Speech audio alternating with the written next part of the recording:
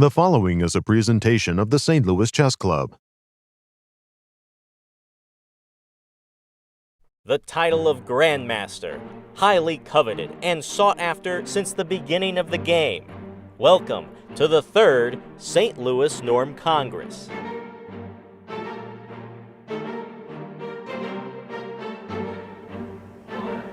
Hello everyone, I'm Grandmaster Boros, and this is the Grandmaster Norm Congress. And of course, I'm not alone. Here we have Mr. and one of the youngest Grandmasters of all time, Illya Nyzhnyk. Hello there. Hello ladies and gentlemen. Good nice to day outside to see you. And also, we have to explain what is this Norm Congress all about. Illya, can you tell us what is a norm? Well, no. No, you can't? No, okay, I absolutely can. I absolutely can. We're done here. Thank you for... Okay, go ahead. Take two. Take two? Well, norm, what's a norm? Well, norm is whenever you are proving that you're worthy to be at a certain level, right? So by playing people of a certain level and beating them, normally you earn the right to be at the same level, kind of. So here we have, two norm events going on where people can, play people of certain levels. So Grandmaster, if we're talking about the Grandmaster norm event, it means that there are a couple of Grandmasters playing there, and everyone else who is not a Grandmaster has a chance to play those Grandmasters, beat them, and earn the right to be Grandmasters themselves. Yes, thank you, Illya. There you go. And after this, we're looking at the results from round one, that is. We have David Brodsky beating Josiah Stearman, Chris Repka losing a big battle for probably the highest ranked players playing. So Chris Repka lost in a fighting game against Belous. Ivan Park lost to Joshua Ruiz. And the last two was pretty eco-friendly draws all the way. Viktor Matviishen drew against Bali Daggupati, and Kostya Kavutskiy drew against Ivan Schitco. So with that out of the way, let's take a look at the IM section. Oh wow, IM section has had some couple of quite fighting chess games. I see the first pair of players made a draw, but then we have Alice Lee who lost to Gabriela Antova. Jennifer Yu made a draw against FIDE Master Ezra Chambers, who's also my former teammate from Webster University. Then Matyas Marek beat Pedro Rodriguez, and finally Aaron Grabinsky beat Julian Proleiko. Aaron is also my former teammate from Webster, and also a very nice guy and an extremely strong player. And more about the upcoming schedule, what we have for today. So today we are having a double round, and same day all day, Saturday a double round, 11 a.m. around 4, 5 p.m. around 5, while it continues on till the end, even in the last round. That's actually unique. Usually it's one round, right? Or actually it's one round, but in case of a playoff, there is going to be another match for the winners. I do see that on Monday there's only one round, and then there's follows up with one. Oh, so that's correct. Exactly. You're right. Yeah, two last days, one round each. Yeah, so let's look at the pairings for the GM Norm today. We have Josiah Stearman taking on Ivan Schitco, Bali Daggupati taking on Kostya Kavutskiy, Joshua Ruiz on Viktor Matviishen, Vladimir Belous against Ivan Park. And Belous actually has just won. And we've got David Brodsky against Chris Repka, which ended in a draw. So we've got a couple of live games going. Which one would you like to go to, Illya? So as far as I can tell, we are now looking at a fairly interesting endgame between Josiah Stearman and Ivan Schitco. Very, very interesting because White is clearly trying to win, holding an extra pawn here. But, in endgames, it's kind of, defensive capabilities of a side was missing material, is usually quite substantial, especially since this can probably even go into a rook game. So I think here Black can go knight e2, and kind of force a rook endgame, but this rook endgame seems like it's probably just lost. Right? Because it's I two guess missing you could pawns. just trade. Yeah, trade and win the second pawn, yeah. And the king is just cut off, which right. I guess is just deadly. Even if the f-pawn is gone, exactly, that's possibly probably still just lost. Yeah, so in rook endgames, it's essential to have all your pieces active, meaning both rooks and kings should be participating, and if one instance is not, then it's usually just doomed. Yeah, so this does not look good for Ivan Schitco. He did play knight e2, but also he's low on time. Look at the clock, 30 seconds. Yes, knight e2 was just played. Is it not what we analyzed? No, knight e2, it's the red move, which means it was played. Okay. So knight e2, I guess you could consider other moves, but then knight f4 is kind of annoying. I guess the rule of thumb is in a winning position, you should simplify. Yeah, exactly. So you just take the knight, go for the rook endgame with 2 extra pawns. Black king is cut off. Should be a fairly simple win. fairly simple win for white, yeah. Because if you start gambling in some ways, well, sometimes your king can get into trouble. Yeah. Also here it's not quite clear how black would make progress because, you're just taking care of all the pawns. Probably could still try something like knight c3, although white still should be close to winning here too. Essentially just trying to get the same rook endgame, which is probably lost anyway. Yeah.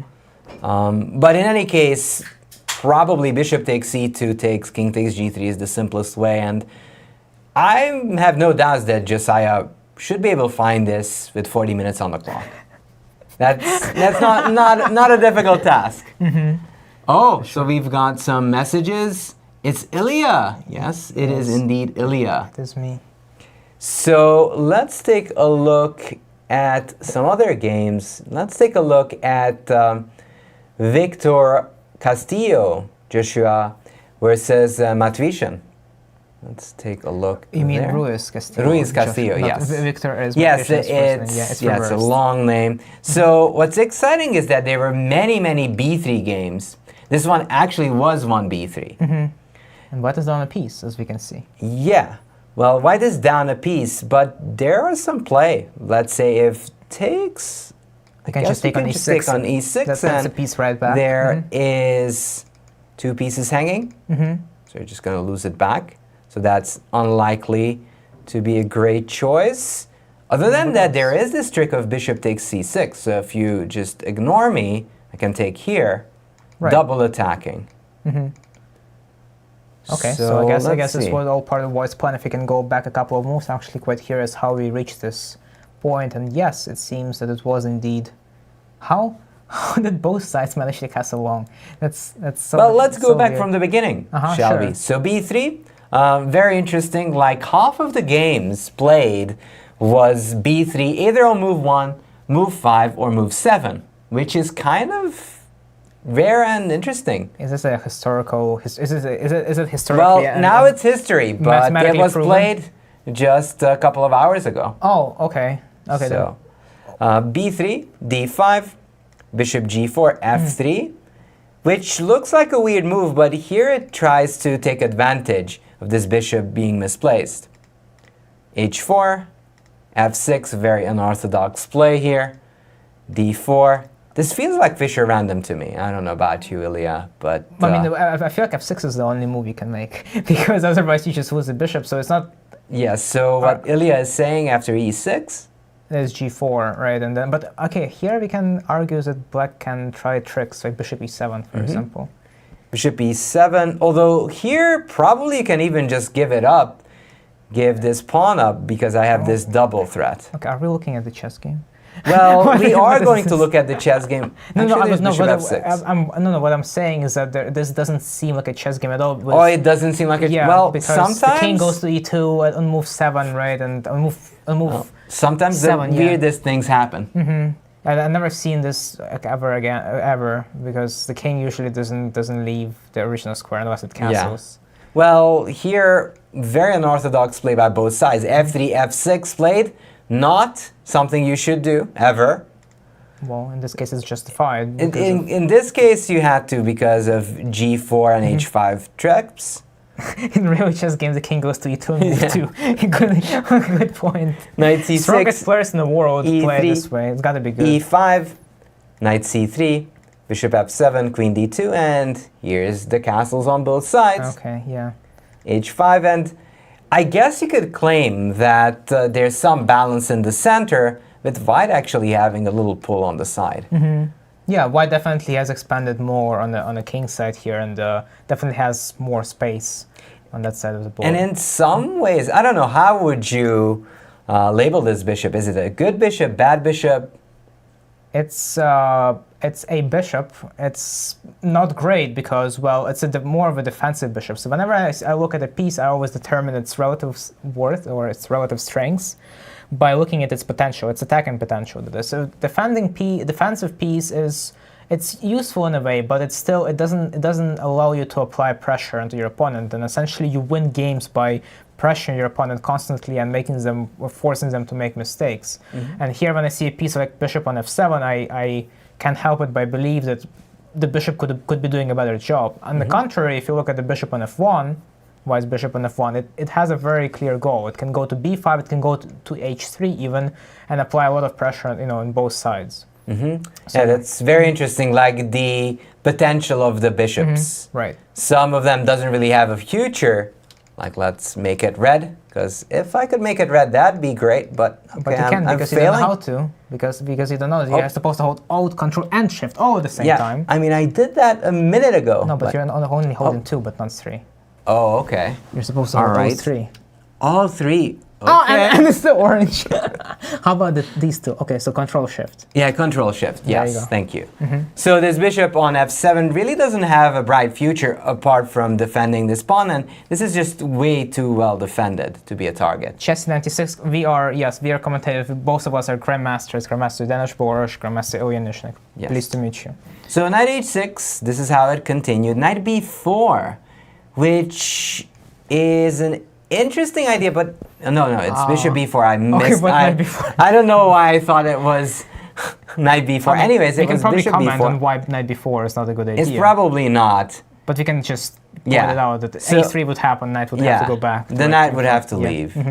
Any case, g4. Now there's 2 bad pieces, so let me use my newly learned skill.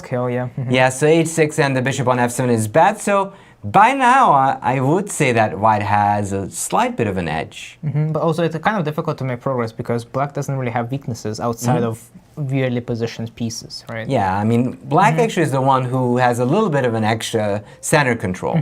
Right. So bishop g2, king b1, bishop e6, queen c1. This is a very hippo-like play. Just trying to move away from this bishop. And now d takes e5, as we're going to see very soon, is going to be a threat. So queen e7 is played. Rook g1, knight f7, bishop h1. I guess white is f4. preparing Yeah. f4, yes. Although after f4, and then if black ever decides to play e4, completely like solidifying the structure in the center, it's going to be, I feel like it's going to be a tough task to make any kind of progress anywhere. Yeah, So and white has to be careful about yeah. Just what you're saying, maybe g5 isn't that great, because black could just wait, let's say play something like pass with a6, Unless and just wait for this idea. f5 knight f4. Well, you can go f5, you attack my pawn. Okay, but Well, black can take on I c6. can take on c3. Yeah, but what I was saying is that maybe instead of playing f4 immediately, maybe white can start by taking on e5 first, and then then go f4. Yeah, this is completely different. It's actually very close, very similar to what happened in the game, right? All right, so let's fast forward to what happened in the game. g5, f4, captures the e pawn, takes d4, f5. Now all kinds of tactics ensue. Bishop takes, rook takes, bishop takes c6. Just double attacking both. B takes, f takes, queen takes g4. And white screwed up because they lost Let's the pawn. see what's going on. Well, white may have screwed up, but black still has a bad king, so there's something to play against. Whoop, still wrong click. But how? It was a queen, not with a queen on c1. White has to take another. Okay, couple so of let's see moves. how white could improve this position. My first thought would be to bring the queen out. And to I'm just e3. going to take everything from you. Queen Well, h5. you do take pawns from me, but well, And I'm then the rook on d1. then the rook, then the rook. But first, let me just go play rook f1. Knight d6. Knight d6. I want to go knight a4 and just get closer to your king. I can be mean and play knight b7. Knight b7. Yeah. Okay. But I probably won't because I don't have to. I mean, it does start looking a little bad there. But on how does the knight on a4 Well, I'm look not like? necessarily winning or anything, but at least your pieces are bad. Queen g6. Yeah, but I mean, Queen g6? my point is that this doesn't look enough at all. Queen d6. I'm not sure that you're winning anymore. I think I'm winning. Queen You're d6, winning? Queen d6. Yeah. Of Queen course. d6. Yeah, of course. You're just in time Yeah. for this knight c5. Because if I get knight c5 in there, I have some hopes. Of course, if you I go also king had a- a5 too, which is probably even easier. Why is a5 better? Because I'm maintaining control over the e4 square, so I can start pushing my passed pawn. So my next move is literally just e4, e3, and I start pushing the pawn. Yeah, I don't no longer have this pin going. It's not as good. So what just happened? Why did this I think it was just a change? miscalculation on White's part. Like here, rook d1 is a very, very cool intermediate move, taking away, distracting the g1 rook from protecting the pawn on g4. So it's Can yeah. white take on d1?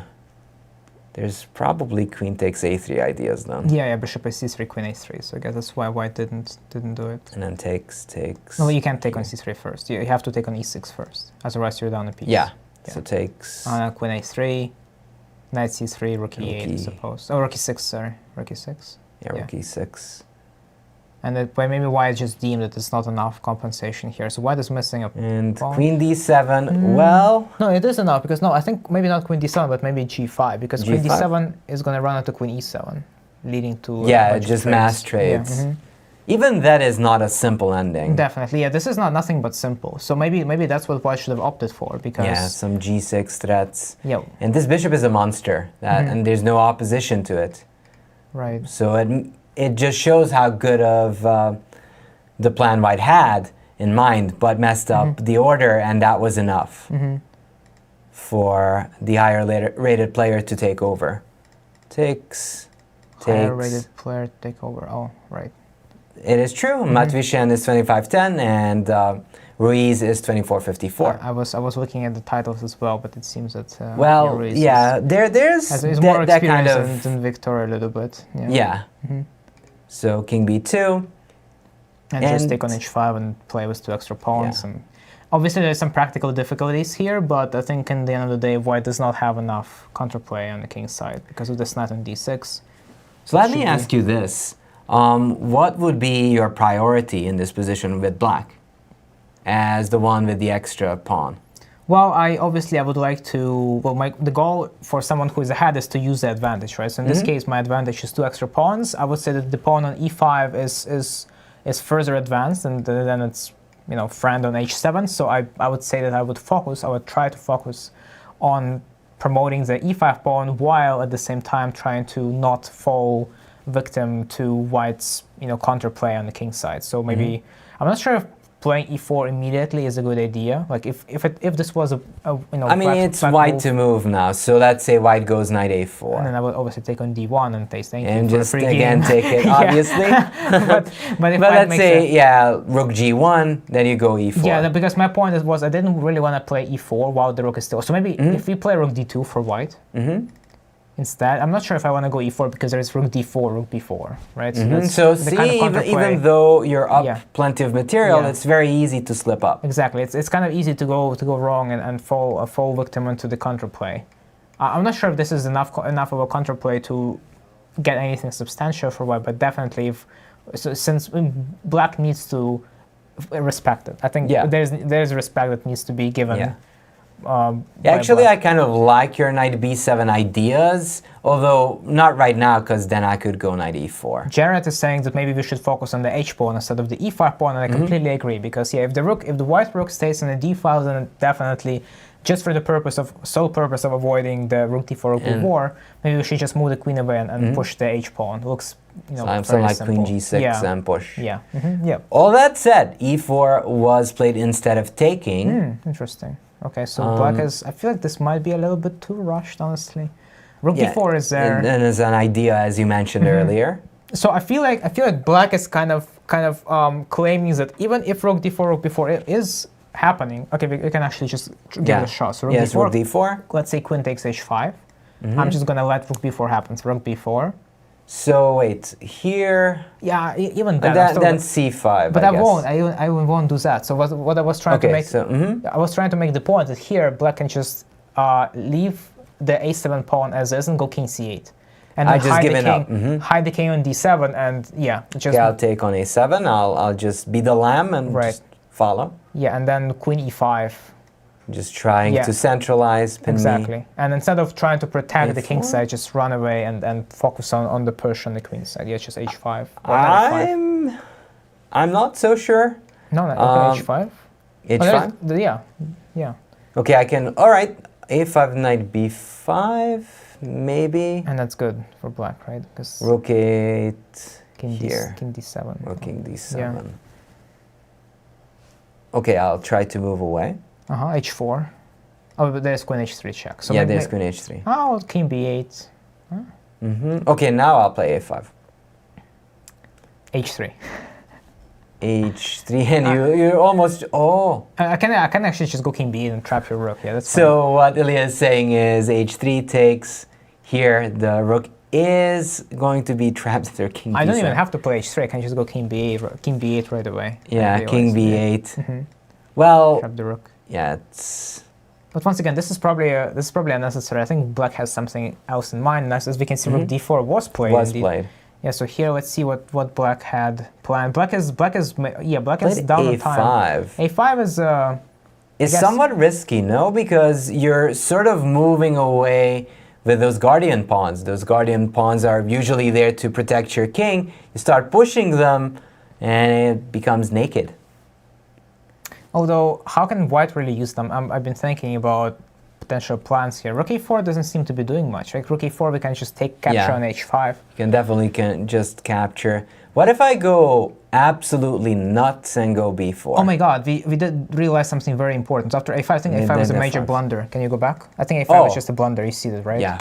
Rook takes. Yeah, Rook takes d6. I think we might see Black not winning this game. Although this is still questionable. I'm not sure. But White definitely, as a last resort, I think it's a great idea. Yeah, okay, so Rook takes, Pawn takes. All right, let's calculate. So first off, anyone who's watching, we are also watching the chat on Twitch and on YouTube.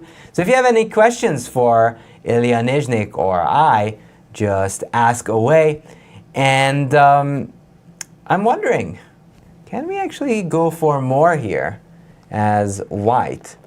So Queen b6, obviously we could force some trades, but I'm thinking of knight jumps. Yeah, exactly. So that's what I think. Taking on d6 would be mistaken because then White kind of escapes perpetual.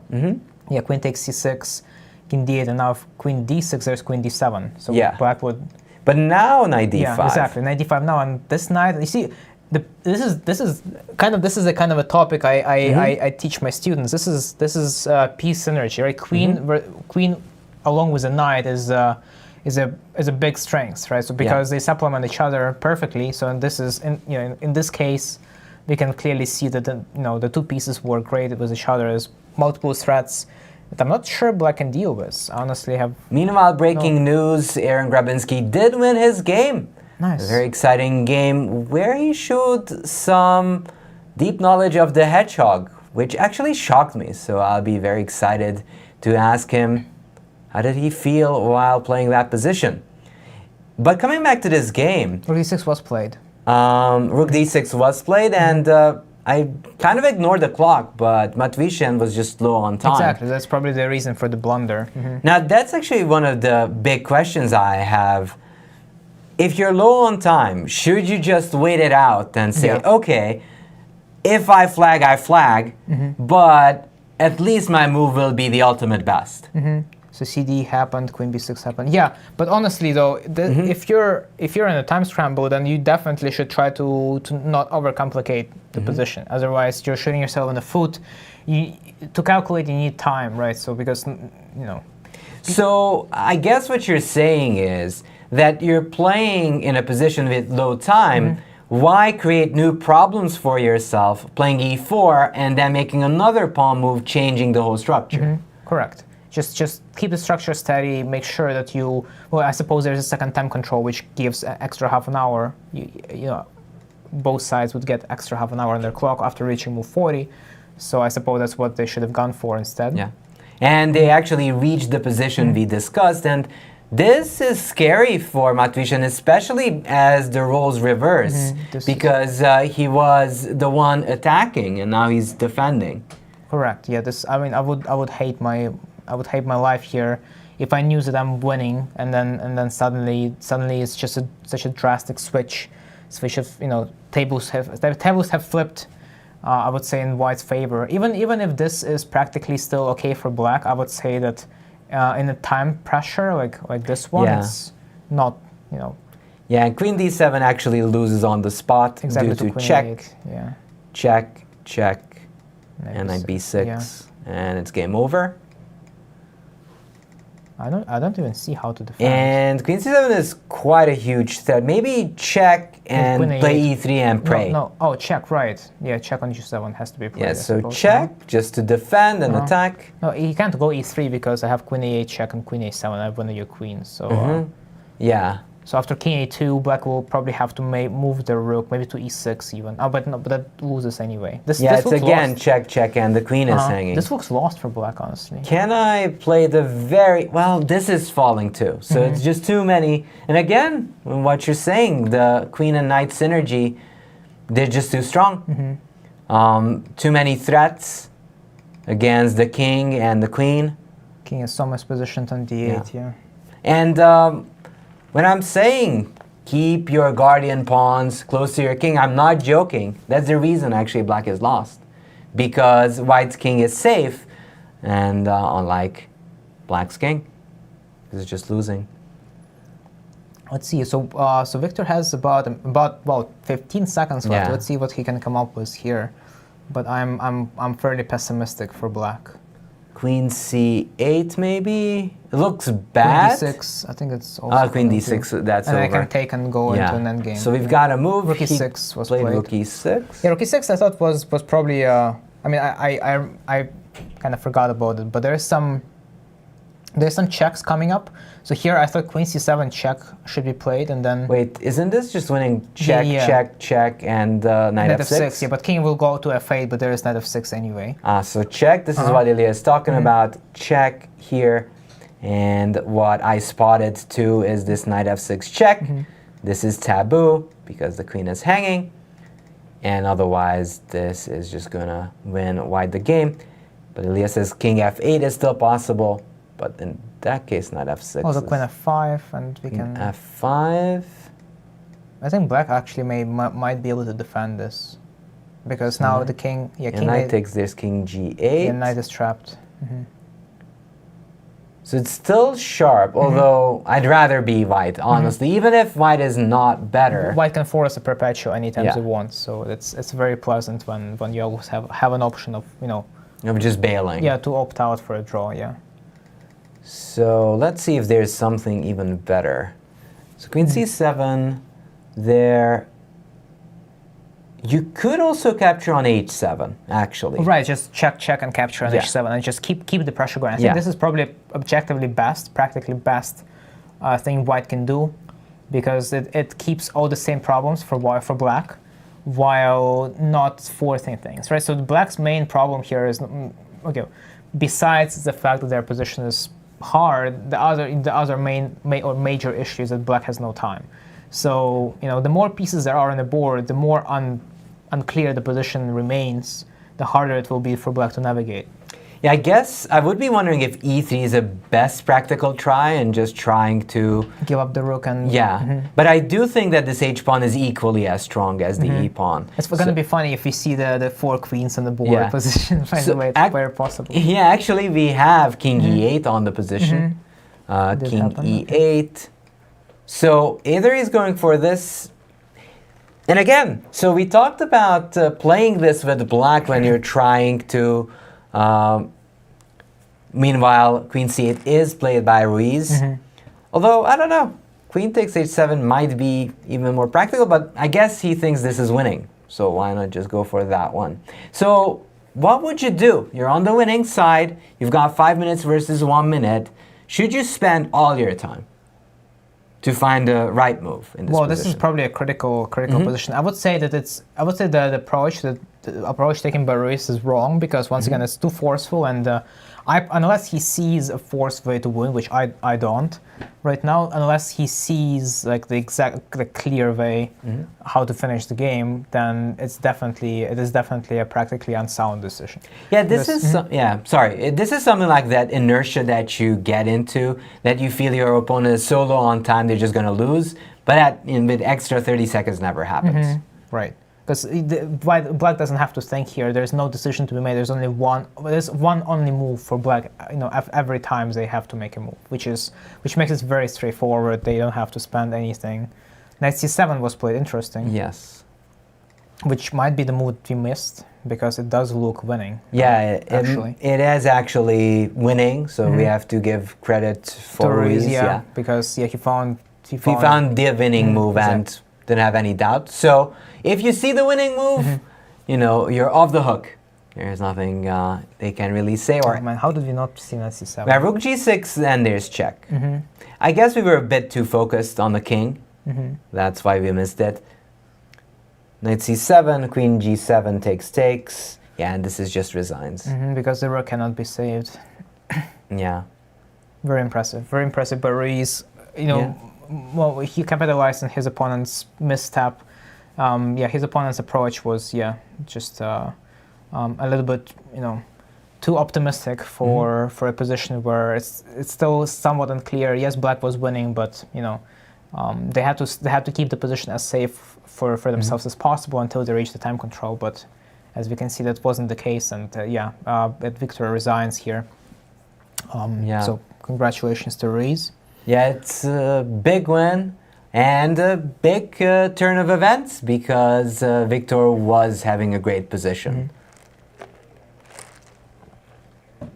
Sometimes just can be before we go to the IM sections, let's see the pairings for today.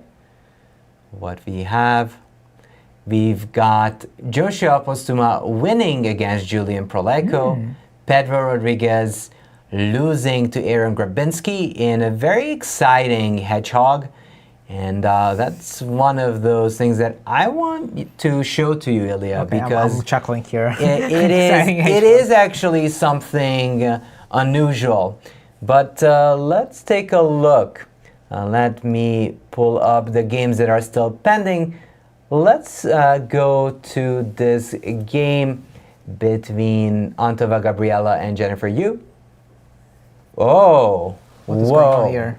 So, seconds for both ladies, and even though White has a compact structure, she's sort of paralyzed. She can't really move her queen. She is stuck defending both the h3 and the g2 square. I suppose g5 is coming. Yeah, g5, and I think that Jennifer is vying to play that move. Whoa, yeah, g4 is coming too, and it seems like White's position is just going to collapse after the pawn push.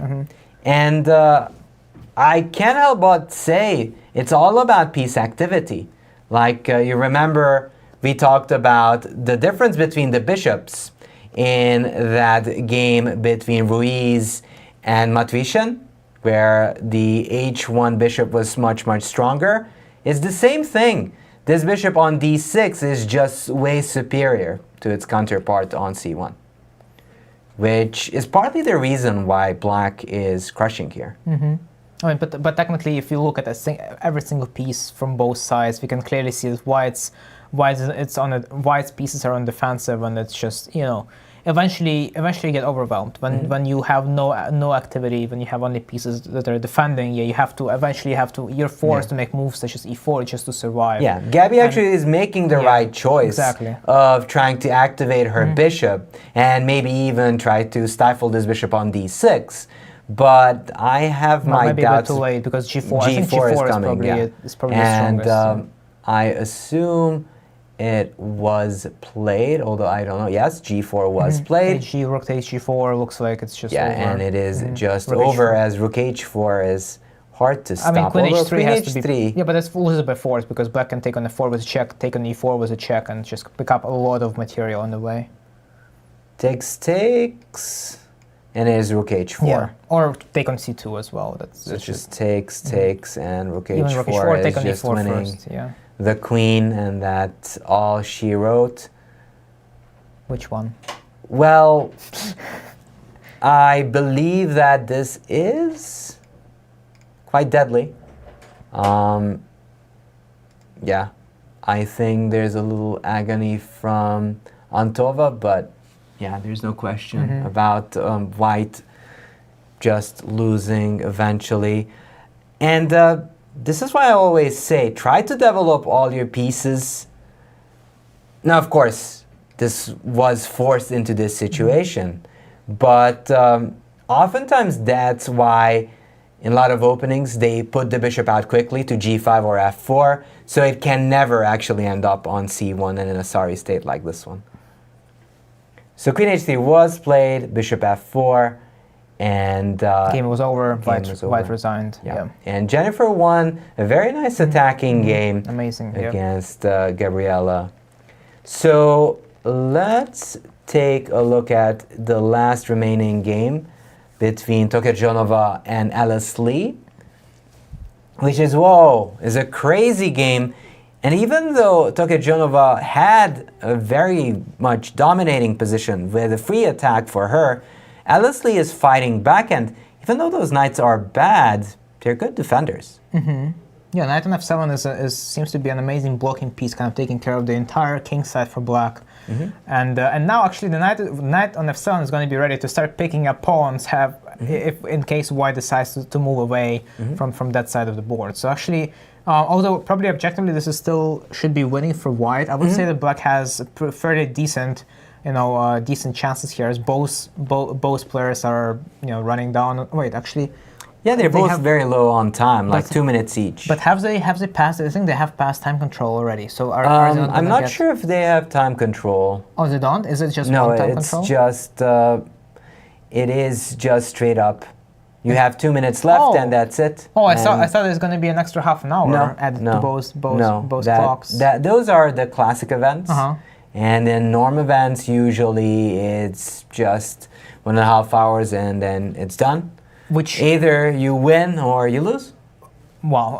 Yeah. Well, sometimes things do get simple like that. Who would have thought that's how it is in chess? But yeah. Anyways, rook e8 over defense. Well, but what is white going to do? And this is one of those things that I also suffered from when I was playing the white side.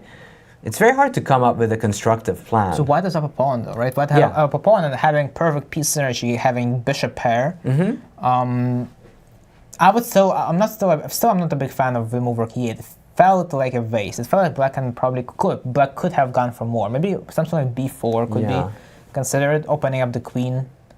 Queen f1 is going to be in the air after this. Not to mention some neat little cheapos like this. Nice, yeah. And winning the rook. So but in any case, it wasn't played.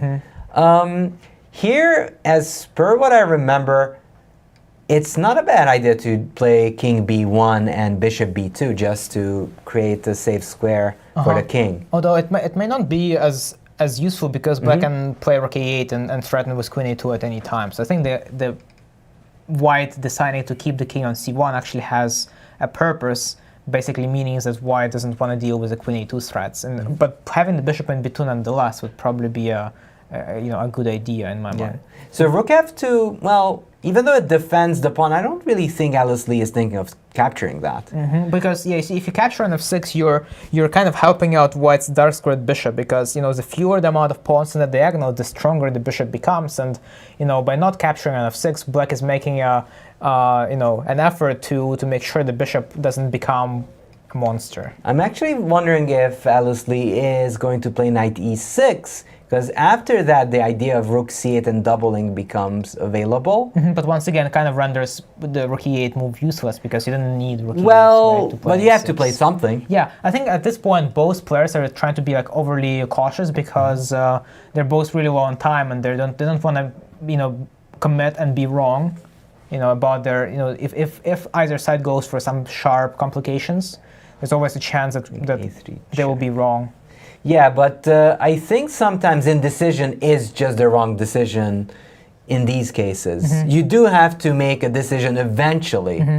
And queen a3 was also a non-committal move, as you just said. Exactly, yeah. So at this point, I think they're just moving back and forth, kind of trying to... Although queen a5 was clever, because she is denying the c3 square from Begim. Although I have some doubts about the usefulness of the bishop b9 c3. Maybe there is a point, because from c3 maybe the bishop will eventually go to b4 and try to get to e7 or whatnot. So I think there is actually a point behind this maneuver. So king b1, you could still go something like rook a8. I'm actually starting to think about like c4 ideas, not right now, but for example, like king b1, let's say black passes. You could even consider c4 because of this pin. And you could try to create a pass pawn here. This looks very dangerous, but I've seen this line of play played by strong players like Firouzja. You're just creating another weapon in this position and trying to just create more chances. Although it does give you more things to worry about, right? That's true. Yeah. It's very risky because the b pawn becomes weak. However, you have winning chances because of it too. But once again, because of non-committal approach from both sides, we may not even see something like that being played for a long time because both players seem to be very cautious in proceeding with aggressive responses. So yeah, rook d2, again very cautious, queen a6. I feel we might just get some sort of repetition because both sides seem to be very hesitant. Yeah, I think if white wants to make progress at this point, they need to commit with either maybe move like bishop e2 or queen d3 and then just make stuff happen, attack something. Yeah, and even if it kind of transposes into some kind of endgame where black will take both h6 and f6, white will take on b5. So Begim is actually going for it. Props for the fighting spirit. And then rook b8, I suppose, will happen. Rook b8, and again, c4 is risky actually because white can take, or black can take on c4. Yeah, black would definitely go for the sacrifice. You think? I mean, well, it's not even necessary, but you could go for this, and this is always very pleasant because, as we can see, the king is very exposed. So queen takes f6 happened. Sorry. Queen f6. Oh, okay. Well, this is the kind of progress that white probably was looking for because now they got rid of the pawn on f6. It's kind of not letting their bishop play, right? Or eventually, if white ever manages to win the pawn on e5, the bishop will become super strong. And also they managed to win the pawn on b5. I think this is just lost. I honestly feel like black's position is about to collapse. Well, white's next move is bishop c4, and then white can just easily double up on the f file and apply enormous pressure against f7 knight. It's still a Najdorf. I mean, I always feel like, yes, I'm winning, but let's say again, like this. Rook b8 was played instead of rook c8. Like, I would even sacrifice, or if bishop c4, still sacrifice this. I think it's not enough. Yeah, you can. Well, it might not be enough, but in a practical game, it's not that easy to actually claim. There should be I believe there should be an easy way to. You think this is just easily won? Oregon Big Red, yes, it's the two of us together. How are we? We are excellent. Dennis just came back from Hungary, and I've been here. So, I'm actually dubious. I'm not sure that this is like you are better, obviously, but you still always have to look out for some. Objectively, I mean, there's always some practical issues, but I feel like in the long run, if white is a little bit careful, they should be able to win this. So okay, anyways, rook b8 on the board. What's funny, you can always lose a game. Oh, yeah. It's the same thing, but on the other side of the board. And meanwhile, all the GM games are over. Oh, really? What happened in the last game? So, in the last game, there was a win by Balaji against Kostya. The game that we thought was winning endgame, right? Yeah. No, it was the Stearman game that we thought was winning. Oh, right. And Stearman actually won it. Quite easily. Not gonna go into details, but just managed to convert the extra pawns. Daggupati also had a fairly smooth game against Kostya Kavutskiy. So, big day for white. Oh, wow. So many white wins. Only a single draw between David Brodsky and Chris Repka. But I think we should come back to this game as this is still very exciting and bishop c4 was played. Right. I don't see Alice Lee not sacrificing on c4. I believe that all talents these days, and she is reaching for a move. Josh did win. I'm noticing. Yes, he did. Yeah, Josh did win. What do we have here? I mean, honestly, I feel like rook c4 is probably objectively the best choice for black, because what else? If they don't do something immediately, then white has a very straightforward plan, right? Once again, the f-file got opened up, the bishop on c4 is going to be a problem. So if black doesn't take on c4 right now, then white may even decide to play rook c5. And 40 seconds for Alice Lee. And by the way, for all of you, and maybe even for Ilya, Alice Lee actually had a great run in the American Cup. I don't know if you've seen her. Second place, yeah. Yeah, amazing chess and great composure from the young competitor. She played knight e6, and I don't like that move as much. I think rook d7 is probably about to happen, and it looks... Rook d7, I mean, I can still capture. You can capture, but maybe I can... Okay, so instead of rook d7, maybe I can begin with rook f2, and then if knight f4, there's some capture on e5. That may or may not work. Actually, I think it works, just rook e5. Rook e5, yeah, and you're pinning and me. rook f4 next, yeah. And I'm rook just takes c4, rook f4. So looks this like winning is, material, you can't touch this. You can't touch this because of this pin. And if takes, then rook takes f4, and that is... probably all that needs to be played. Yep, that is just decisive. And I feel knight e6 was a big mistake. I think anyone who has the needed experience would capture immediately on c4 and just hope for the best. Because even though maybe you're lost, but it's still very difficult to push on through. Oh, yeah, that's true. Yeah, knights are taking good care of the, And Begim is playing actually some fine chess here. She's putting a lot of pressure. Rook f2 was played, nice, yeah. I mean, very sound decision so far by Tokhirjonova. Objectively, I would say that she's playing very practical chess inside of time. Actually, knight f4 was played, and I think the game we may even see the game being over within the next couple of moves if white finds rook takes e5.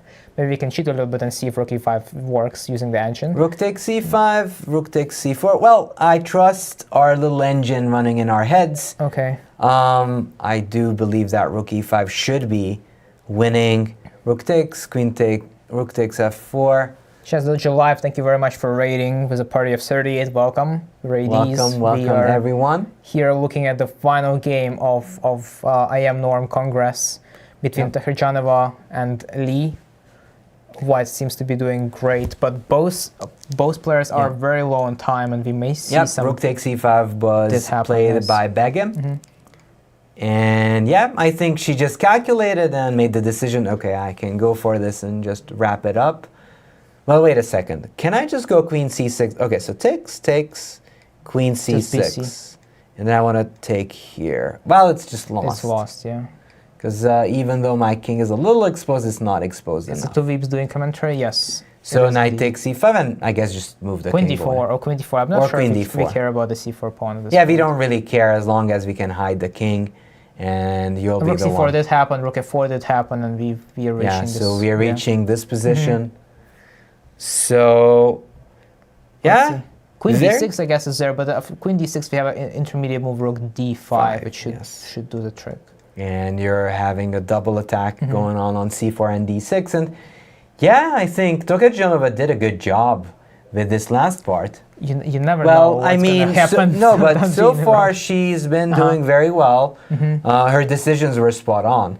So for the moment, she is winning. Yeah, she's definitely deserving to win this game so far. I'm gonna knock on the wood.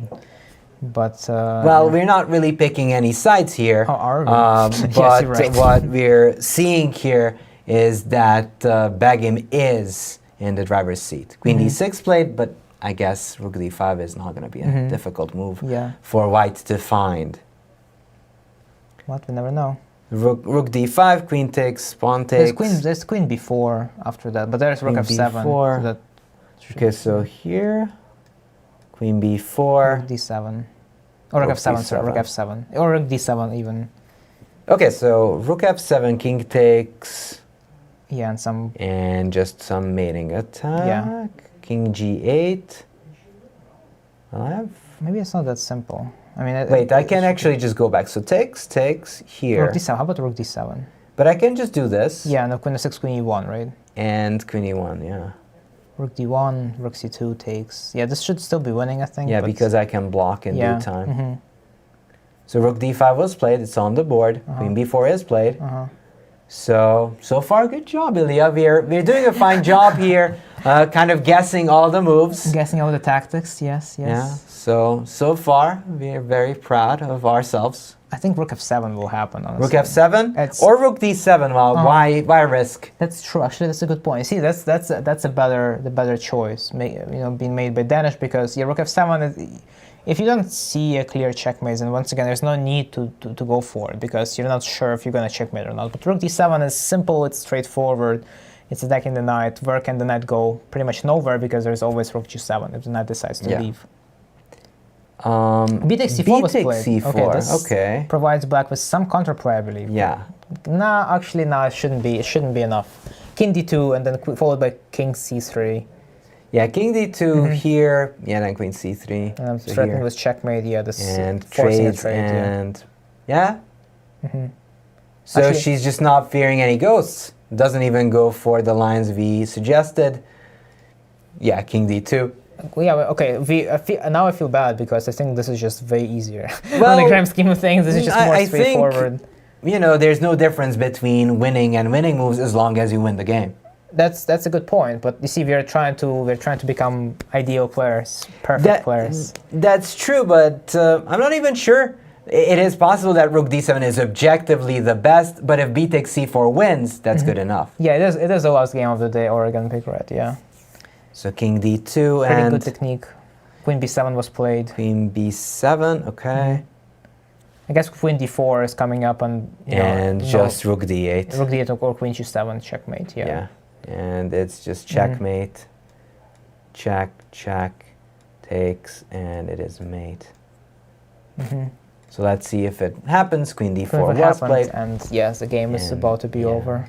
This is a threat very hard to deal with. So, impressive game by Tokhirjonova, but there have been quite a few impressive games. I'd say that that game by Jennifer Yu was pretty good. And, but let's wait till this game finishes. So queen b4, king e2. And there's some last moves, literally. Yes. King Got it e2, queen f8, and yeah, this is just agony. Rook d7. Rook yeah. d7, and there's just not enough. Either way, yeah, rook if you d7 have all your happens. pieces on the 8th, it's unlikely to be a miracle draw. Although, in neither of us, you never know. This time we do know. Yeah. Okay. The extra rook. Yeah, and this is just going to be picked up. Queen h6. Yeah, Alice is trying her very best to Yeah. overcomplicate things, but unfortunately, it's just too much material to deal with. Yeah, I think this is a little bit about timing. I think she had the idea of sacrificing the exchange, but she timed it wrong. She took on c4 with the queen b4 idea, hoping that that's enough, but probably she should have taken on c4 immediately. Although yeah, you're right, but it's probably at that point it's probably objectively still lost for black, with the best practical chance being exchange sacrifice. But I feel like Black might have misplayed a bit earlier. Yeah, but sometimes all you can get is practical chances. True, yeah. So rook e8. Queen d5 is probably... Queen d5 is probably... easy. King h8 though. Rook I e7. mean... Okay, rook e7 is not making it easy. That's flashy though. That is a flashy move. Queen h2, yeah, I'm gonna flashily... Flashily, rook f2, yeah. still winning. Because if you capture check, and there's checkmate, and Queen d5 did happen, King h8 did happen. King h8 did happen. Yeah, there is zero reason to play rookies. Exactly. Probably Queen d6 is... Queen h2, Queen h2, checks. And let the checks begin. Okay, it's just, well, it's just a couple of checks. Just a couple of checks. At this King point, you can e3, literally play rook f7. anything unless you don't hang up a piece. Rook Yeah. h4 is flashy, by the way. Rook h4, yeah, that's nice. It's very flashy. If takes was it played? check. No, rook f2 was played. Okay, rook f2 is objectively, practically the strongest. Yeah, rook f2. And just taking away all these possible checks from Alice Lee. But obviously, it's agony at this point. g5 happened. Yeah, Alice is. I'm probably gonna make a couple more moves, and the game will conclude. Yeah. So, yeah, these are tough moments when you're on the defending side and you realize that you're losing. When do you think it's the right time to give up? This looks like the right time to give up, but you know, in chess is a sport. Anything can happen, obviously, and if a player believes that they have some objective chances, they can keep playing. For example, in my mind, objective chances when the position isn't clear. I might be down material, so that's why I like your idea of sacrificing the exchange a couple of moves earlier. Is because yes, Black is going to be down material, but it takes skill and it takes precision for your opponent to beat you still. But here, the advantage is just so big that it's, there still have to be some life in the position in order for you to win. Meanwhile, Queen d4, King g8 was played. But here, there's just not much left. And sometimes, we feel like fighting is great, but sometimes you expend some nervous energy yourself, even continuing. I'm not against playing positions where... And the game is... And now, after Queen f6, the trade is imminent, and that will be probably practically over. Not that it wasn't before. But, yeah, I think there's a right time of giving in or giving up. Sometimes you don't give up because I just can't get myself to do so, even though I know I'm lost, says Oregon Big Red, and that there's definitely some truth in that, and I understand where you're coming from. But obviously, in light of you playing against someone who is as strong or even stronger than you are, I think it makes perfect sense to give your opponent the due credit and put down your weapons. Well, it's not really about that. So I kind of on the side that if you see some chances, play on. But if you exhausted all your chances, sometimes you're just doing a disservice to yourself. For sure, yeah. Because you're saving yourself energy. Yeah. Yeah, you're kind of sapping away your own energy, and there's still a lot of rounds to go. Yeah, Alice managed to win the pawn, but yeah, but it's still just not enough. If I don't see tricks to give up, yeah. Well, I mean, if your position is lost, then sure. But if you see tricks again, that's fine. Okay. So in a minute, we are going to have Josh Posthuma for an interview for his win against Julian Proleiko. So, all right, so let's stick around meanwhile at this moment. Yeah, so let's see. I think Alice Lee might give in. No, she isn't. She's fighting queens. She's still fighting. She's still fighting. She's playing on. Okay. Which is, of course, admirable that she has that fighting spirit. Rook takes. Takes. Yeah, unfortunately, here it's highly unlikely that. Yeah. It's gonna go beyond. Yeah. It's not just the extra rook, but the c pawn, and that was enough for Alice Lee, and that's quite a nice win by Tokhirjonova. In the middle game, I felt she had an amazing position. It did get complicated, but Ilya, how did you like her handling of the middle game? The late part. Yeah, I mean, it seemed very practical. So I would say that Tokhirjonova made the best practical decisions possible with little time she had, and you know, it paid off. She got a very nice position out of the opening where she was, you know, objectively winning, and then you know, she did everything right in inside of time pressure. All right, so we've got Posthuma in. So we switch. Switcheroo is happening in a moment, as Posthuma Joshua took down Julian Proleiko. So as Joshua is setting up, we're going to take a look at the first couple of moves. And I'm going to stop at move number 2. Hello, Joshua. Okay. Hello there, Dennis. So move 2, were you surprised to see this by Julian? Yes, I was. This was not in my like preparation at all. He normally plays d5 and you know, normal like Queen's Gambit decline type stuff. I've played this with black before, but I have never played it with white, not even online. So what was your thought process? Okay, b5, this is new to me, or never really faced before. Yeah, I was out of my comfort zone a bit, because I've played it with black, but it's been a couple of years, and I'm a little foggy on the theory. But I figured it's easy enough to play for white. It's just a you know, King's Indian attack setup basically, and I might not get a big advantage, but I should get a reasonable position. So it continued with bishop g2, castles d3, so you're kind of continuing with the King's Indian style. Right. Bishop e7, e4, d6, but now you're doing a bit of a switcheroo. Instead of going for the usual King's Indian attack, you throw in a4. How did that come by, or you knew this idea?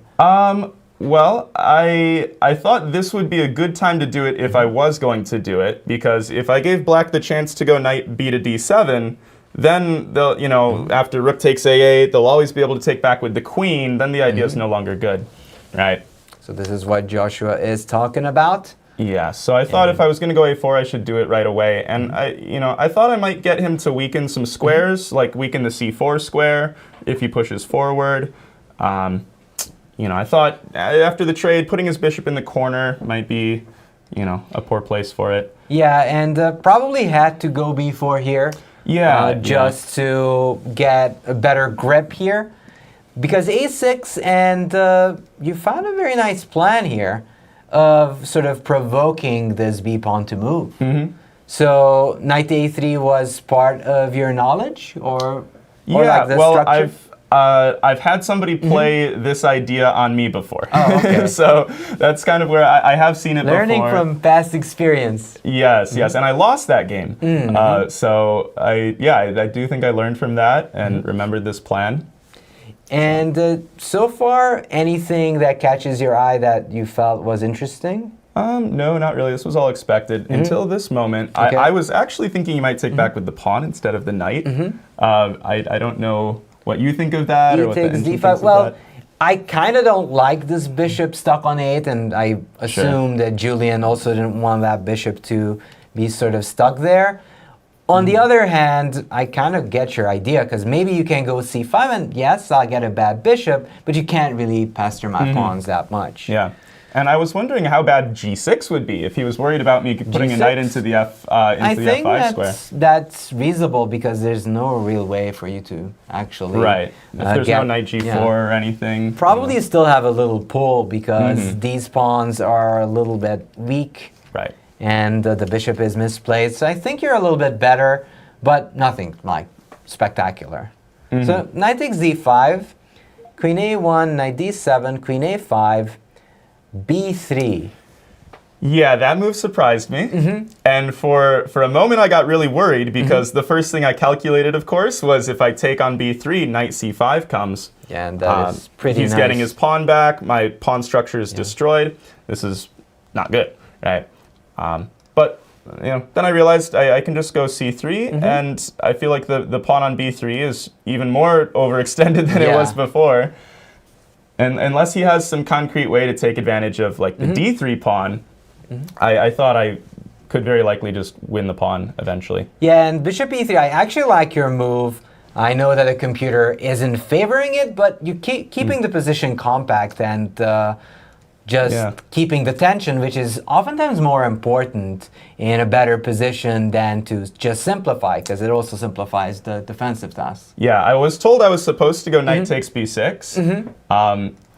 And I was curious after knight takes b6, queen b5, and like queen d5. You know, what's the path to an advantage for white? Yeah, knight d4 would be a little sad. That is a pin, not a discovery. Yeah. So probably you could take. Yeah, bishop takes. Bishop takes. Knight d4. Okay. Yeah, you could go knight d4, and you're threatening to take and win the pawn. And c5 is just not in time.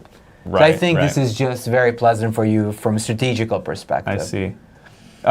One other thing that I wanted to maybe comment on, instead of bishop e3, one thing I was thinking about was queen b5 right now. This was my original plan, but then I realized he could take on c4, pawn takes, and then he could take on f3, bishop takes, and then knight e5. Ah, nice. Queen, tactics. Yeah, queen Always takes. Tactics. I can take the knight, but then queen takes d2, and then, you know, this is bad. Yeah, it's suddenly shifting. I can't save the b2 pawn, right? Yeah.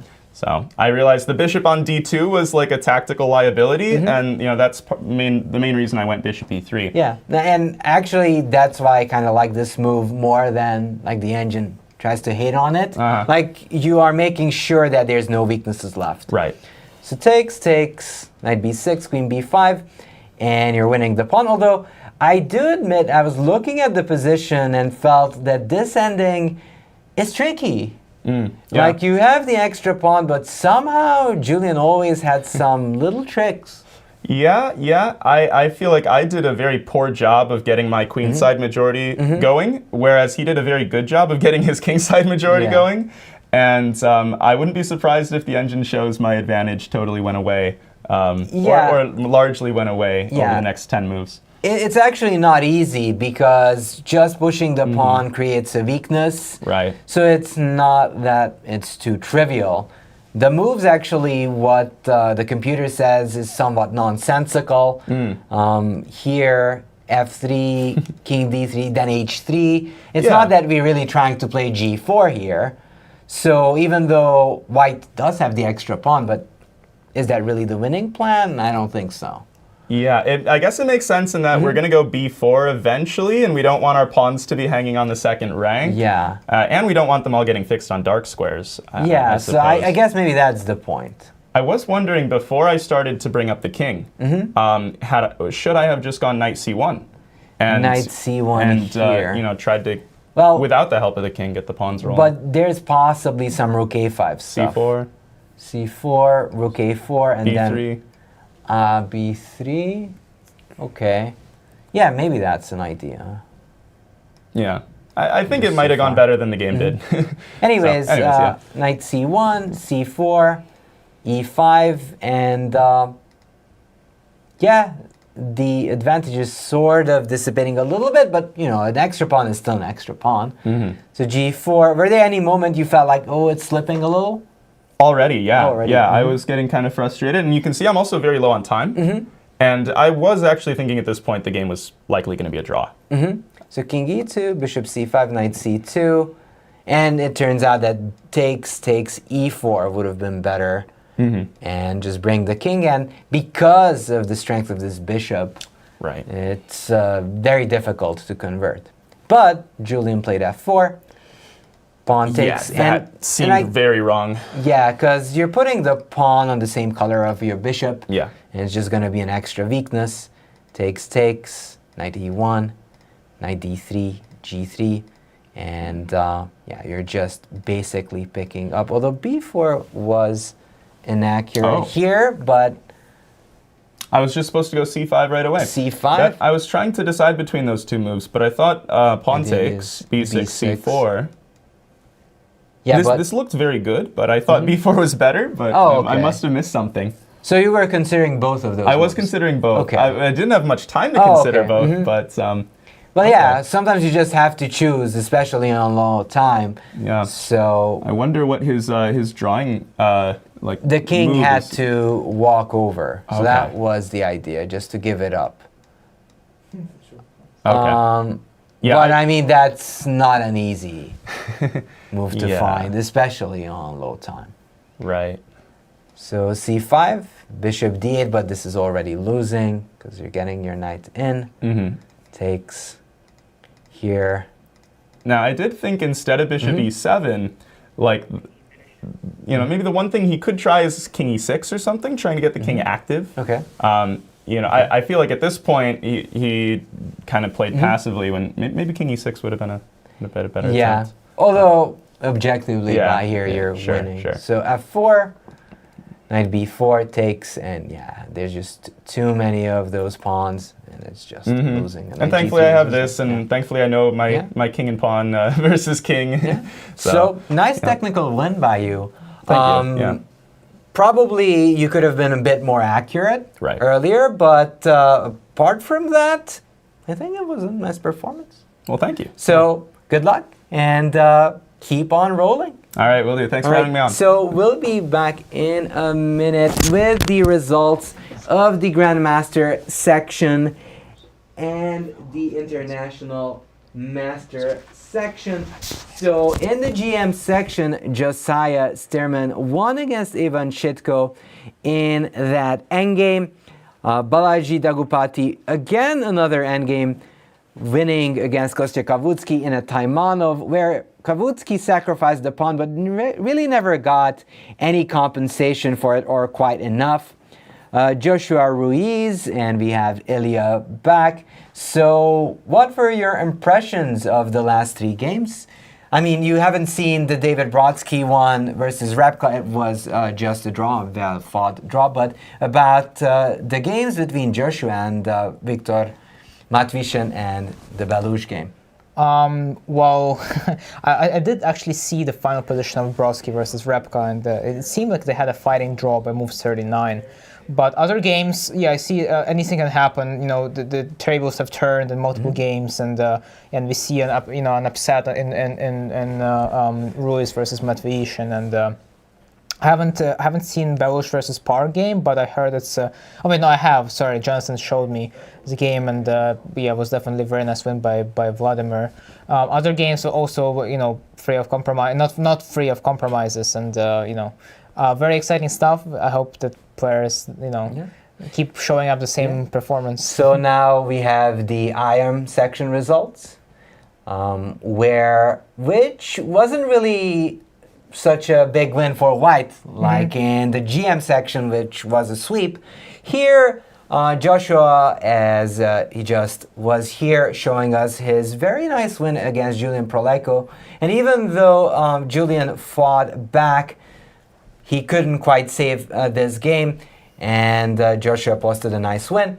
Pedro Rodriguez lost against Aaron Grabinski, which unfortunately we couldn't hear from Aaron, but if I get the chance, I will ask him about that very particular hedgehog with a pawn on e5 instead of e6, which is unusual, and I'm not going to get into big details, but usually you have the pawn on e6 and a pawn on e5. It's something I want to investigate in a later moment. Ezra Chambers drew against Matyas Marek. Antova lost a very painful game against Jennifer Yu. It looked kind of fine for Antova until it kind of didn't, as the attack by Jennifer Yu just broke through, and Gabriela's bishop on c1 was just not able to withstand the pressure. And sort of the game of the day, if we're talking the IM section, I believe that Begim had a very nice game against Alice Lee. She had a very nice attack. It kind of ran out of steam, but towards the end part, which is actually one of the most important parts of a chess game, where you still fight in a middle game, you still have to find some good plans, and Begim did, and won in style. So these are the results that we have from the GM and IM sections. And I really hope you guys enjoyed watching this one with me, Grandmaster Illya Nyzhnyk, me, Dennis Boros. And but stick around, because on Twitch there will be a little bit of gaming going on. But for all of you watching on YouTube, thank you for tuning in. And also don't forget, tomorrow I'll be back with Dorsa Derakhshani. And I won't. We'll see you next time. All right. This has been a presentation of the St. Louis Chess Club. Any reproduction or distribution of this content without the express written consent of the St. Louis Chess Club is prohibited.